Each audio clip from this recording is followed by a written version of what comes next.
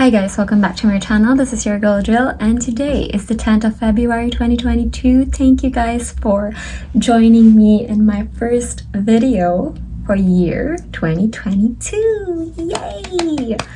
I hope you guys are having a nice day wherever you are in this world. If you're busy right now, you might want to watch this video later on today when you're already winding down, because this is going to be like a sit down talk video wherein I just blabber about what I've been doing, what I've gone through, what are my plans this year. If you're interested in this kind of video and you have a free time, then make yourself comfortable, make yourself a cup of coffee or tea, and we will start with a story of why I have been gone for the majority of 2022. We will start with me sharing my struggles last year. I know this kind of video is not for everyone kasi ano bang pake nyo sa buhay ko? Char! Diba? So, I don't know. Personally, I just find videos like this interesting kasi I get to see like how people think, their point of view in life, yung mga pinagdaanan nila, and yung mga learnings na nakuha nila. If this is your type of video, then stay. So we're gonna start with me breaking down the things that stressed me last year. And first of everything would be my migration. Now, migrating to another country is a very huge adjustment. As in, napaka-big step niya. Super adulting shit siya, ganun. Kasi you are away from everything familiar to you. You are away from your family, from your friends, from the places that you used to unwind. Wala na sila kasi nasa bagong lugar ka na. And then you also have this like pressure na you have to be on your A game every time kasi adult ka na, you make financial decisions for yourself, your career decisions for yourself. Suddenly, like this, you have this full independence na nasa bigger world ka na, and everything you decide and everything you do would greatly affect your future. Kumbaga parang mas feel ko yung weight ng decision kasi mas malalaking factors na real life shit yung mga pinoproblema ko sa buhay, alam mo yun. It's not like hindi ako naging medj independent sa Pinas. I stayed in a dorm in Manila when I was living in the Philippines, pero I grew up in a very supportive family, which I'm very thankful for. Pero ayun, hatid sundo ako ng dad ko every time I go to work. Or kunyari may kailangan akong tulong, parati akong may guardian, parati akong may support system. So this is the first time that I'm really out there, like into the thick of it, ganon. Ayun. So na-overwhelm ako dun. And then like for the first half of year 2021, I was feeling very homesick. I just wanted to pack my bags and go back home. Like, what's the point of it all? Hindi naman may binubuhay akong pamilya. Bakit ko ba ginawa sa sarili ko to? Bakit ba ako umalis ng bansa? Alam mo yun, mga sinistress ko lang yung sarili ko, mga pesh. Ayun. So, ang nangyari is sobrang nasad ako. But then, I cannot share it to the world. I can't open up to social media and to my viewers about it because I personally felt ashamed that I was feeling that way. Kasi you can hear statements from people in the Philippines na sinasabi sa'yo na parang sana all, kayo na, buti ka pa, alam mo yun, parang nasa paradise ka. And I know that wala naman silang ill intention. Pero statements like these make me feel na ang ungrateful ka naman. I didn't want to make myself seem ungrateful to the world kasi I personally acknowledge that I am very grateful. I know that I am very blessed. Pero it doesn't change the fact na mahirap ang malayo sa country mo, kung saan ka lumaki, kung saan ka namuhay majority of your life. So ayun, that was a great adjustment for me. And if you personally know me, like if I were to be placed in a room with a group of people, I would be the most quiet one there. So my personality is very introverted na I wouldn't really talk that much. It's not that I don't like the people I'm with. It's more of I just like observing people, observing my environment. I'm comfortable that way. But then suddenly, I had this pressure on myself. Wala naman nagpe-pressure sa akin. Ako lang talaga nagpe-pressure sa sarili ko, girl. Pero, I had this pressure sa sarili ko na parang I have to make friends, I have to socialize, I have to, alam mo yun? Parang I suddenly have this like, okay, gawin mo to, gawin to. Bakit hindi mo to ginagawa? Alam mo yun? And this constant pressure and stress just wore me down. Na-burnt out ako. And on top of that, I was also experiencing relationship problems with my friends. So it was a lot until I was already in my breaking point na I was crying most of the days. I would cry myself to sleep. I would cry once I wake up. I would suffer insomnia for days. I would go to work feeling crappy and not getting recharged on my off days, and I was just like parang nagsi-self-destruction. Ganun yung nangyari sa akin. Yun. So, yun yung one reason kung bakit hindi talaga ako bumalik sa social media. Kasi yung reason ko kung bakit ako gumawa ng channel is that I wanted to inspire people. I wanted to make people feel hope in life. Pero I personally feel like I am already losing my identity. I feel lost in my purpose. I started questioning my goals na bakit ba ako nandito sa New Zealand? Parang I know in myself that I care for my countrymen. I care for my DEM family, Department of Emergency Medicine family, like for the people that I used to work with. I care for them. But then I had this guilt na how can you say that you care for them when you left them when they needed you the most? Because technically I left the country when my country was in a pandemic. And still battling the pandemic. Alam mo yun? I am just very, very harsh sa sarili ko. Now that I think of it. Ang harsh ko magsalita sa sarili ko. Na-stress. Napahinga ng malalim. Pero ayun. But to be fair, I was really consistent with praying. All the more that I acknowledge that I have to be strong with my faith in God. Pero at this point in time, back then, nung time na nararanasan ko yun, I felt like there was a wall between me and God. Kaya, it's not that like I lost faith. My faith is there. Pero alam mo yung nagulat ako, tapos na-disappoint ako sa sarili ko kasi I grew up in a very religious family. I am a very goody two-shoes ako. I was very kind and very, parang living a Christian life, ganon. And I thought my faith in God was really, really steady and really deep. But then I realized na, ito lang pala yung kailangan mong pagdaanan para magkaroon kayo ng wall na para ma-lose mo yung connection mo with God. So, yun, parang lalo ko lang binlame yung sarili ko. And because I felt like everything is going out of hand, I did what most of us do, and what I usually do back then when I was in the Philippines is when I fear uncertainty, I plan.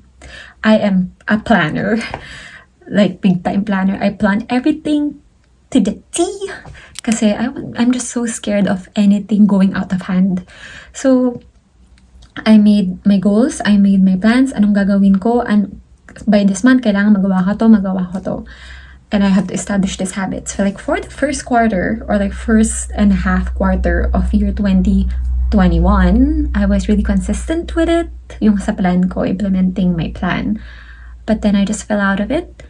Kasi, ayun, parang, I think it's probably because I depended so much on myself na since parang may wall or like may losing connection ako with God, parang I decided to take the baton and like to take the wheel and decided to parang handle everything on my own. And pag nag-fail ako sa isang goal, nagsastart na akong mag-self-doubt ng sarili ko na parang I started losing trust in myself na I can do things. And this is not a really good mindset to be in. Yung iaasa mo sa sarili mo ang buhay mo. Kasi you are bound to fail. You're a human. And I forgot about that. In life will always be hard. Alam mo kung work, parang work ka ng work na umaasa ka na eventually life will be easier for you. Your challenges in life will never end until the day you die. I mean, kahit ngayon, parang dati sobrang, like for example, ako, sobrang baba na sweldo ko sa Pinas. Tas mas mataas na ngayon. Pero, nagsastruggle pa rin ako. So parang, kumbaga, with that said, hindi talaga natatapos yung mga struggles in life. Nag-iiba lang tayo ng situation every time. Pero generally, life is hard. And if we depend so much of our identity on the outcomes of our performance, then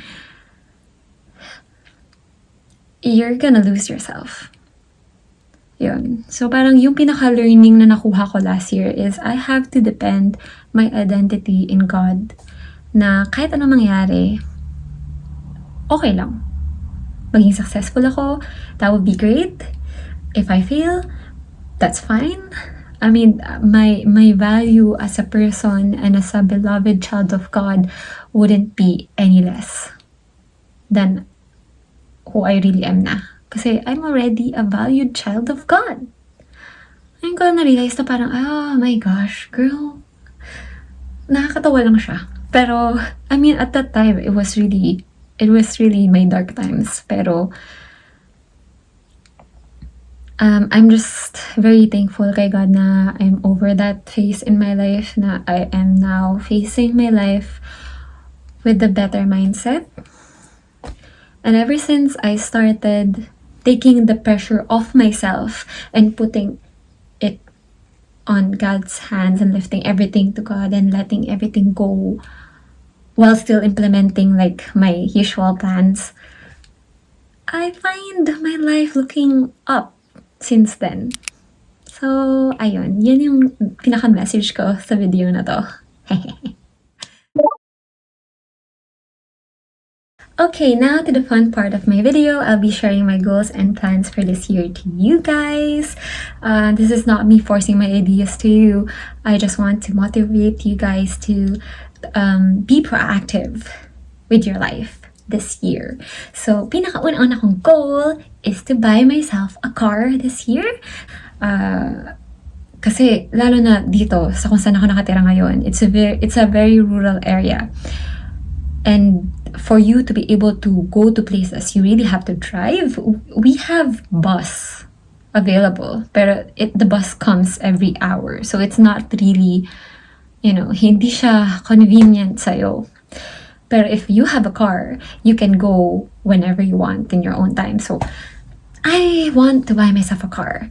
I am about to take my driving exam next month, so wish me luck. And hopefully, pag napasa ko na yun, I will buy my car. So, yay! One goal yun. Susunod na goal ko is I want to be consistent in uploading in this YouTube channel. I would really want to show myself more this year and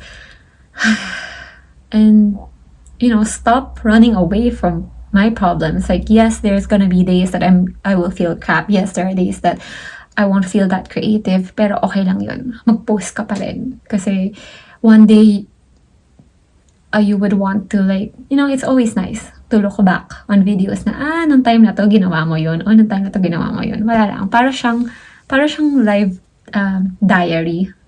Although, parang pinapublicize ko, yun lang yung difference. Pero, diba? Masaya siya. So, yun yung second goal ko. Hopefully, mas maging consistent tayo and we grow this family. And then third, I want to be more proactive with my mental health. I had my fair share of sleepless nights and anxiety attacks, and I'm so done with it. So I want to be proactive with my mental health, and one approach I'm doing is I am exercising almost every day. Kung pagod ako, hindi ako mag-exercise. Pero hindi naman sa point na parang konting soreness lang, hindi na ako mag-exercise. Basta hindi ko siya pino-force. Pero for the past few weeks, I exercise almost every day, like 5 times a week. I tried inculcating different exercises in my routine. I usually exercise at home using weights, resistance training, and then I jog. But this year, I am trying new things. And one that I'm really, really excited to share to you guys, I started pole dancing. Huwag muna kayo humingi ng videos kasi hindi pa ako ganun kagaling. Kaka-start ko lang, guys. Pero once that I feel like hindi na ako medyo mukhang nakakatawa sa pole, I'll share a pole dance cover. Yes! Char! Ayun. So ngayon, training muna tayo mga besh. Pero so far, I'm loving it. I mean, ewan ko, when I was in the Philippines, I really admire pole dancers. Hindi yung slutty type na stripper. Hindi yung gano'n. Nakakapanood kasi ako sa mga YouTube ng mga videos na yung mga pole dancing competition. Tapos yung mga elegant type of dances. Yung mga elegant type of dances, I don't know. I feel like pole dancing is reflects so much of your essence of being a woman, feeling ko. Kasi it shows strength and it shows elegance at the same time. Tapos exercise pa siya. So parang it's so fun. Yun. So yun yung isang na-explore.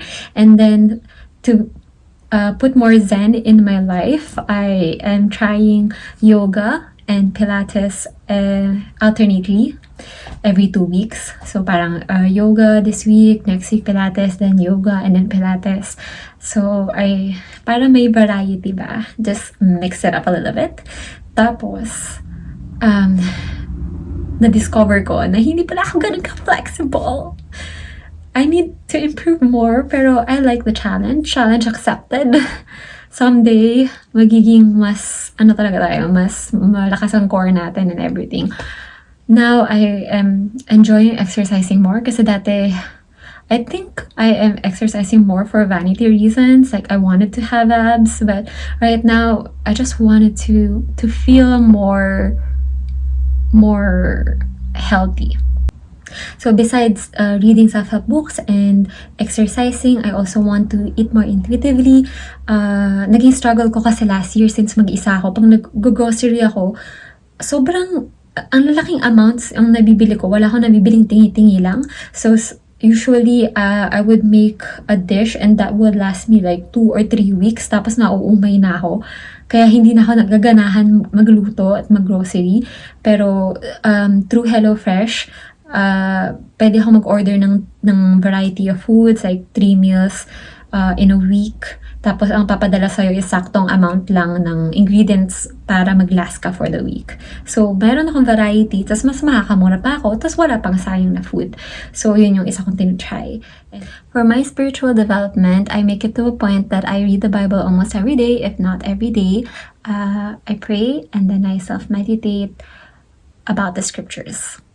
Tapos may binabasa din ako na parang guided meditation na ginawa ng isang Christian. It really helps me a lot na ganahan sa Bible studying journey ko.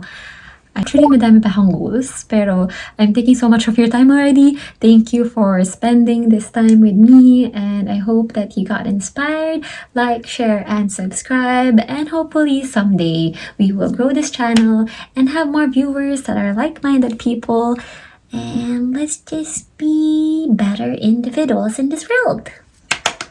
Yay! Yay to growth for this year.